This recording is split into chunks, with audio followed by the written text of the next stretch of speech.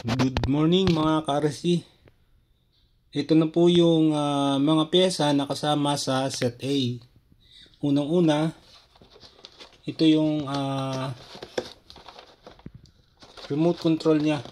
Yan. Gool RC.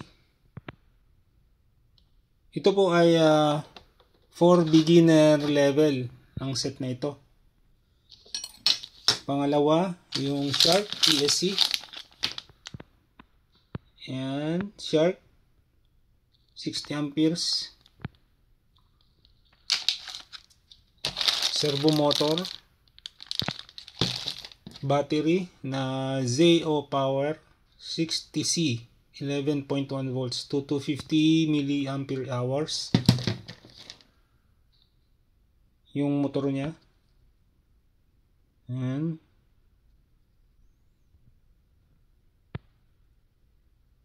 Nakahinang na po siya. Pwede nyo niyang gamitin tong nakasama sa kanya na mga accessories. Ayan. Ito pwede na natin gamitin dito sa AC. Tapos ito mga banana plugs. Ayan.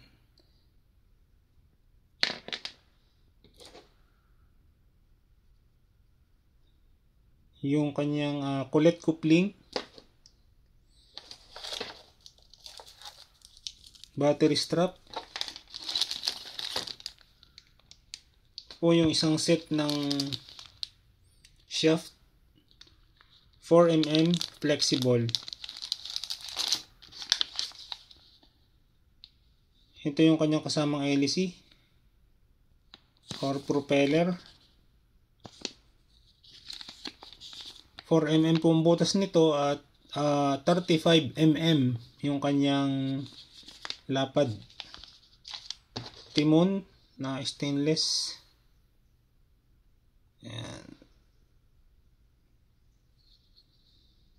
Makapal po ito, matibay. Tapos motor mounting bracket. May kasama na po siyang tornilyo, yung dalawa. Pag maglalagay nga po pala kayo nito, medyo palalapitin niyo yung dalawang butas na yun gamit ang electric drill. Tapos ito XT60 mil plug para po ito dito sa ESC. At yung ESC po ay kinakabit dito. Ayan. Tapos ano ba ba? Ito, cooling water hose na ikinakabit naman doon sa ESC dito. Ayan, yan po. Okay, yan po ang set A. Yung presyo po nito ay ilalagay ko na lang doon sa baba ng description. Kasi ang presyo po nito ay pabago-bago. Dahil ng peso dollar exchange rate. Yan. Okay, maraming salamat po. Sa susunod naman po ay didiscussing ko sa inyo yung set C.